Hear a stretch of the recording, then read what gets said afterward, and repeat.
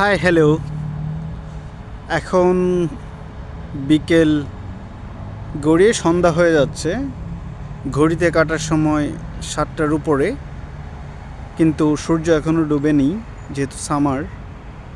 আমি এখন আছি ইংল্যান্ডের লিডস শহরের কার্ডিগান ফিল্ড এলাকায়।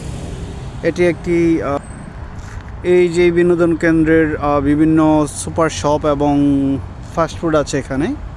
তো আমি আজকে এখানে আসার অন্যতম মূল উদ্দেশ্য আপনাদেরকে দেখানো যে হারে জ্বালানি তেলের দাম বেড়েছে, বাংলাদেশ সরকার চাইলেই কিছু কোম্পানির মাধ্যমে এরকম কিছু ই বাইক চালু করতে পারে।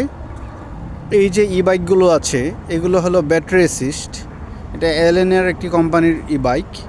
এই ই বাইকটি কীভাবে চলাচল করে এটা যদি আমরা দেখি, এখানে ই বাইক, প্রত্যেকটি ই বাইক পার্ক করা। এই যে বাইকগুলো পার্ক করার মধ্যে এখানে আছে, দেখা যাচ্ছে যে এখানে একটি কিউআর কোড আছে।